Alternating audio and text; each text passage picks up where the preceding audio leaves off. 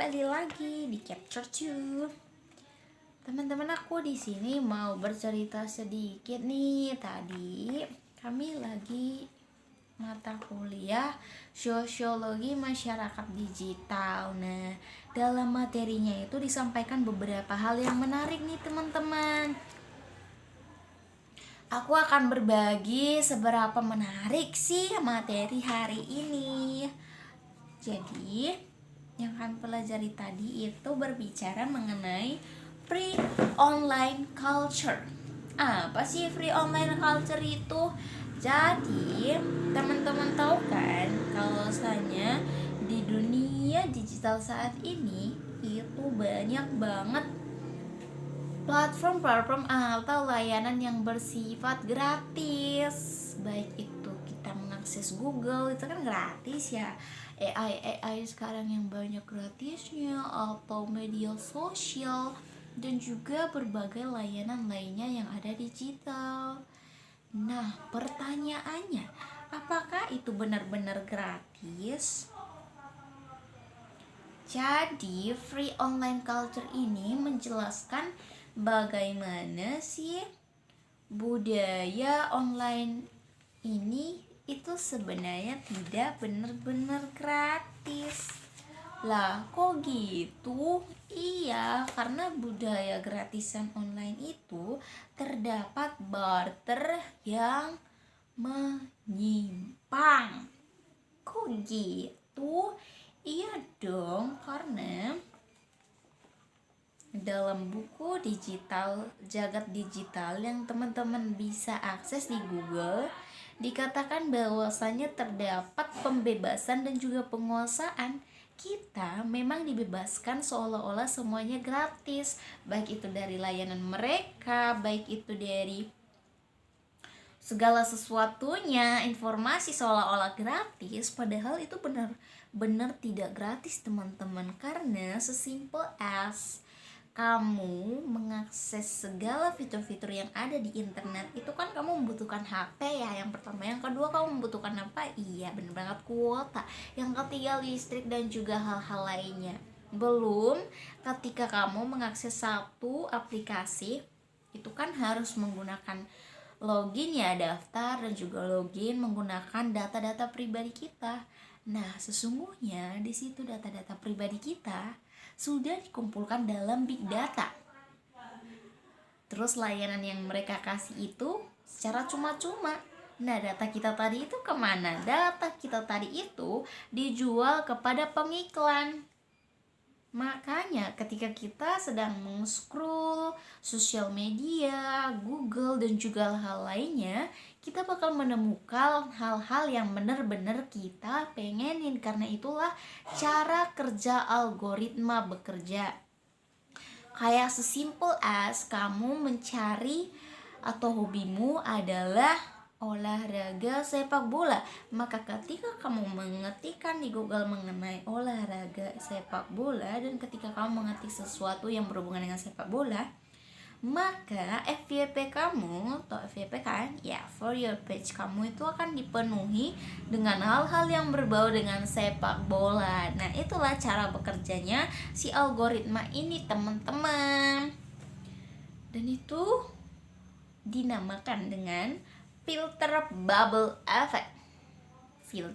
Ada filter nih, ada penyaring, bagaimana informasi kita ini sudah disaring di dalam bubble. Teman-teman tahu bubble ya, dalam balon. Jadi informasi kita itu ya berkutat di dalam balon itu aja. Makanya dikatakan filter bubble effect. Bagaimana efeknya ke kita? Ya udah, kita mendengarkan yang pengen kita dengar aja. Terus terjadilah itu yang namanya echo chamber. Echo chamber itu apa? Itu adalah lanjutan dari si filter bubble tadi. Si filter bubble tadi itu kan bagaimana si algoritma mengatur apa yang pengen kita lihat.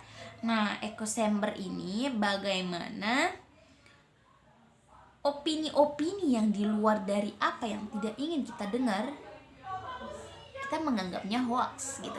Kayak ibaratnya filter bubble effect itu is like this. Ketika kamu atau pendapat mayoritas itu mengatakan si A ini salah. Maka ketika ada yang berargumen di luar itu, atau mereka mengatakan oh ini sebenarnya gini loh, ini benar, kamu akan menganggap itu hoax. Itulah yang dinamakan dengan echo chamber. Menarik kan? Makanya sebenarnya itu tidak semuanya gratisan ya, walaupun kita senang sama yang namanya budaya gratisan online. Makanya ini sebenarnya membuka wawasan kita aja sih. Langkah selanjutnya itu ya tergantung dari penggunanya, apakah penggunanya benar-benar mau melanjutkan memakai internet atau mau berhenti atau mau membatasi. Kayak setiap aplikasi baru kamu harus mengetahui atau kamu harus membaca satu persatu sebelum menerima accept all the cookies. Sebelum kamu menerima persetujuan itu kamu harus baca satu-satu dulu, Neng. Gitu. Itu sih himbauan aja ya, tergantung dari penggunanya lagi, balik lagi. Gitu teman-teman, menarik kan? Sebenarnya ini mau aku buat ide konten untuk Instagram lebih singkatnya sih, cuman kayak oh ini topiknya menarik nih, kenapa aku nggak coba ngomong di YouTube ya gitu. Dan kayak udah lama juga nggak buat video kan.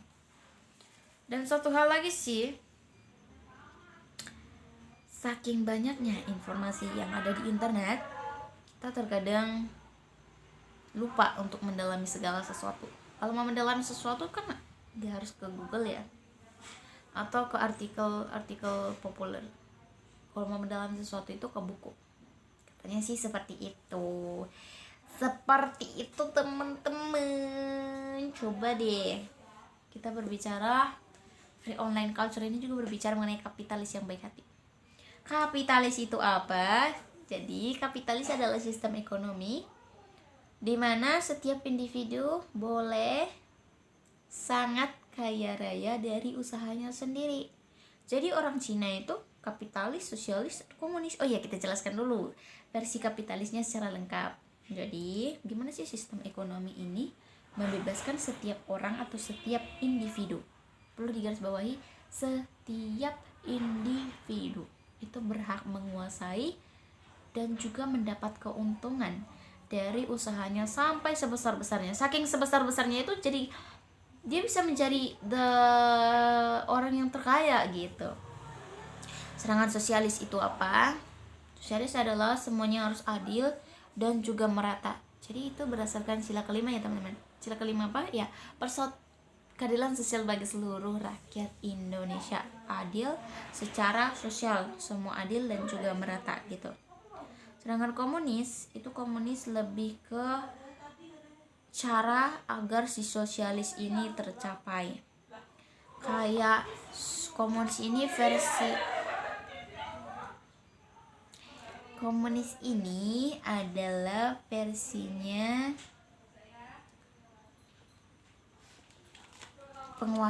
bukan penguasaan sih, lebih ke kan sosialis kayak bagaimana sih kayak semua adil dan juga merata. Maka si komunis ini adalah bapaknya gitu loh, kayak dia yang mengatur Anda semua adalah pekerja, sedangkan negara adalah yang mengelola. Itu cara bekerjanya si sosialis itu kan nggak dikasih tahu ya. Kayak si sosialis itu lebih kepada semua harus merata dan juga adil gitu, sedangkan si komunis ini ngasih tahu nih gimana caranya. Ya caranya dengan si negara yang ngelola dan juga si orang-orang ini atau si masyarakat adalah si pekerjanya. Contohnya apa? Si Korea Utara itu adalah negara yang menerapkan sistem komunis yang kayak kamu tidak boleh kaya sendirian, jadi harus negara yang ngelola, kamu adalah pekerjanya gitu. Sebenarnya komunis ini adalah sistem ekonomi yang gagal sih katanya. Makanya kayak masyarakat komunis ini ada beberapa hal. Kalau Indonesia, pertanyaannya, kalau Indonesia itu menerapkan apa? Apakah komunis, apakah sosialis, apakah kapitalis? Ya jelas-jelas dong. Indonesia menerapkan sosialis berdasarkan sila kelima. Sedangkan kalau Cina itu lebih kepada kapitalis. Karena kayak Alibaba dan juga yang lainnya itu kan mereka menguasai si pasar gitu loh. Kayak mereka adalah the top rich people in there. Seperti itu. Cukup menarik ya teman-teman ya. Ini ada beberapa hal lagi yang pengen aku sampaikan gitu. Oke, biar selesai kita bahas juga tentang disrupsi dan juga keadilan ekonomi. Berbicara mengenai free online culture ini juga, mengenai budaya gratisan ini, itu sebenarnya melanggar hak cipta teman-teman. Melanggar hak cipta atau kepakaran. Terkadang ketika ada orang yang menciptakan lagu atau menciptakan puisi atau menciptakan buku, nah kita yang ngambil tugas ini, kita contohnya ngambil dari blog karena dia postingnya di blog itu kan gratis ya, kita dapat nilai, dia dapat apa? Nggak dapat apa-apa. Terus kitanya waktu nugas juga nggak mention dia, kayak menurut ini saya ambil dari blog ini gitu-gitu. Makanya kalau kedepannya itu ketika ada tugas, penting banget untuk mencantumkan menurut pendapat ini dan juga berdasarkan ini, biar itu tidak melanggar hak cipta. Karena apa ya, gratisan ini sangat ada sisi positif dan juga negatifnya. Yang negatifnya salah satunya adalah disrupsi dan juga keadilan ekonomi. Udah ketimpangan tadi ya, ketimpangan dari barter yang ketimpangan, terus dari disrupsi dan juga keadilan ekonomi yang enggak merata gitu kan. Jadi secara keseluruhan kesimpulannya, free online culture ini adalah menyindir bagaimana semuanya gratis itu sebenarnya enggak gratis. Ada banyak hal di baliknya. Kayak sesimpel kayak aku bersyukur sih masuk komunikasi, kayak banyak hal yang terjadi di dalam kehidupan kita ini ternyata ada sesuatu di baliknya loh gitu. Kayak pemberitaan juga gitu, karena aku juga di bidang jurnalistik gitu kan.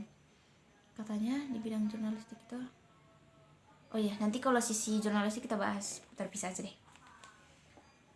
Jadi kalau menjawab permasalahan manusia itu memang benar free online culture itu berfungsi, tapi itu tergantung si penggunanya, apakah dia akan menggunakan di sisi positif atau apa menggunakan di sisi negatif. Kayak ibarat pisau, bisa kasih manfaat dan juga bisa mengasih ancaman gitu. Terakhir, at least but not least, free online culture ini memberikan kita pemahaman mengenai bagaimana sih dunia digital itu bekerja. Tidak sesimpel apa yang kita pikirkan. Jadi hati-hati ketika upload, dan juga semua yang pernah kita upload itu, contohnya kita mau hapus dari perangkat atau dari apa gitu, walaupun kita hapus, apakah udah terhapus? Enggak. Kayak kasus Bu Fafa gitu kan ya, walaupun kayak udah terhapus beberapa tahun yang lalu, tapi tahun ini muncul lagi tuh. Kayaknya hati-hati teman-teman. Aku juga baru menyadarinya sekarang. Jadi ya safe, tetap aman di dunia digital. Terima kasih telah menonton. See you in the next video.